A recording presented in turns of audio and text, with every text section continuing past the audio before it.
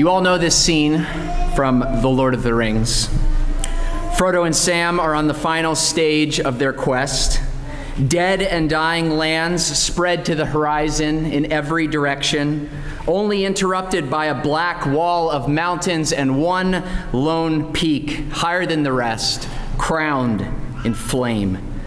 Through bone-dry lips, Frodo whispers words Sam can barely understand. I can't manage it. He collapses in the dirt. Mordor has all but broken his will. Detritus of the Dark Lord's wars have left them footsore and starving. Enemies hound their steps, and death circles overhead.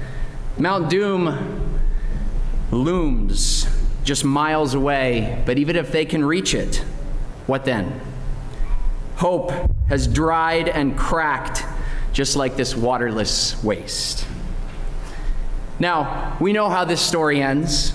Sam proves his mettle and cements his immortal place in the Hall of Heroes. But imagine a slightly different ending. Imagine at this moment of darkest despair, the clouds split and a voice booms from the stars, Frodo, fear not. I know the plans I have for you. I am working even this for your good. I have traced out your long wanderings. I have counted your tears. I have written your happy ending. All this is in my book. Trust me and play your part. Now, what difference would the voice of the author make in that moment? If you were in Frodo's position, wouldn't the sovereign intentions of Tolkien put steel in your spine? Surely, the guarantee of the author would scatter your fears like so many ring wraiths before the White Wizard. Right?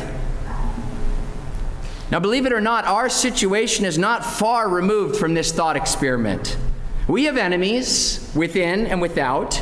We go through deserts and darkness. We know what it's like to live in a world littered with brokenness. We await the return of the King. And we have an almighty author who speaks to us. The poet of Psalm 56 seeks to realign our imaginations with this particular vision of God. In verses 8 through 11, he says, "You have kept count of my wanderings, put my tears in your bottle. Are they not in your book? Then my enemies will turn back in the day when I call. This I know, that God is for me. In God whose word I praise, in Yahweh whose word I praise, in God I trust, I shall not be afraid. What can man do to me?" David offers us two dramatic insights to still our fears.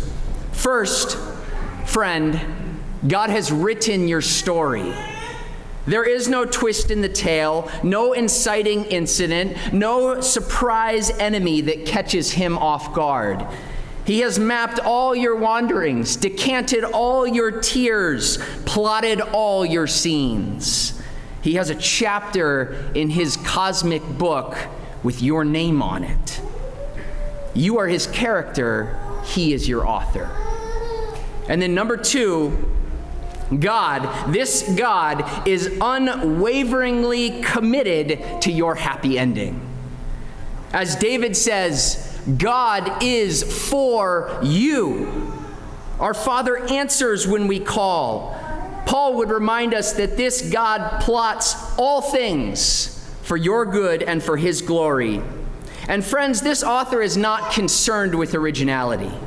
For his saints, every story ends in joy. The path may be rocky and riddled with pitfalls. Orcs may dog your steps, but the ending, it will take your breath away.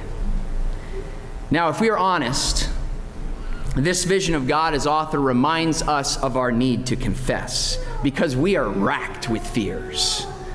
We needlessly coddle anxiety. We forfeit comfort because we forget that God has a book. Friends, how often, like Frodo, do our hopes wither because we fail to see God as the sovereign storyteller? How often do we live as timid and terrified characters because we neglect the words of our author? Saint, I exhort you this morning to trust God as your sovereign storyteller. He has spoken from beyond the stars to guarantee the happy ending. Even in your darkest moments, especially in your darkest moments, he says to you, all this is written in my book. Trust me and play your part well.